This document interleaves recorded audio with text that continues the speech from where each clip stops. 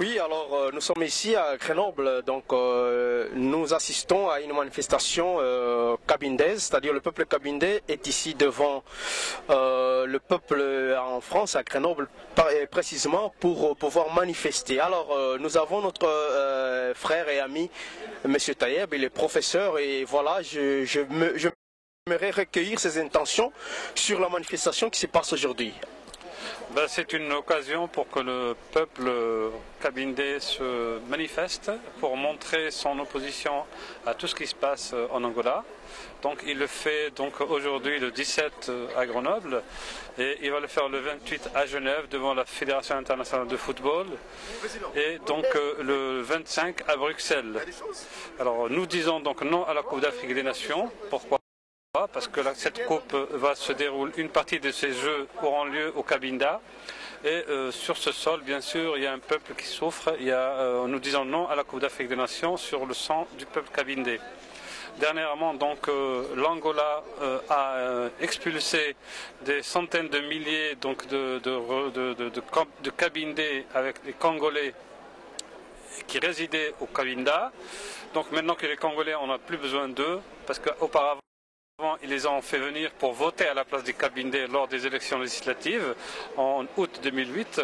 Maintenant qu'ils n'ont plus besoin d'eux, donc ils les rejettent et à l'intérieur ils mettent des cabindés en leur déchirant leurs pièces d'identité. Pourquoi ? Parce qu'ils ont peur que donc il y aura des activités politiques et militaires lors de la Coupe d'Afrique des Nations. Donc je dénonce ça au nom des droits de l'homme et l'Angola, normalement un ancien colonisé, devrait avoir honte de coloniser un pays frère avec lequel il n'a aucune frontière. Et le problème, l'Angola, et je m'adresse au peuple angolais, que le peuple angolais doit savoir que toutes ces richesses sont prises par le pouvoir angolais et ils sont partagés par les groupes pétroliers étrangers. Donc il n'y a qu'à voir à Luanda où il y a des centaines de milliers d'enfants angolais qui vivent dans la misère et dans la drogue et dans les caves.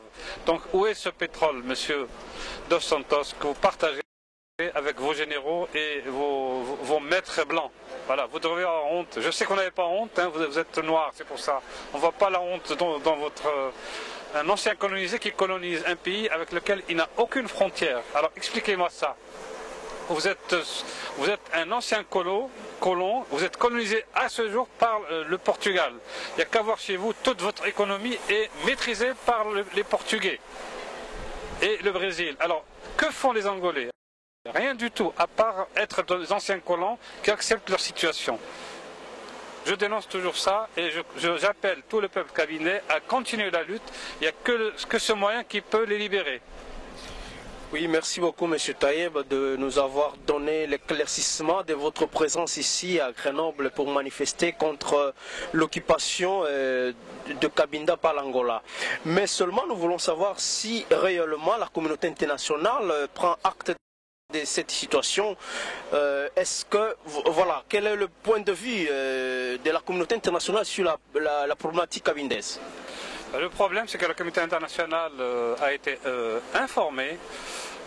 Le souci, c'est que certains pays occidentaux, vu qu'ils ont des intérêts importants au Cabinda, sur le pétrole, il y a Chevron, en offshore par exemple, il y a Total, Fina, il y a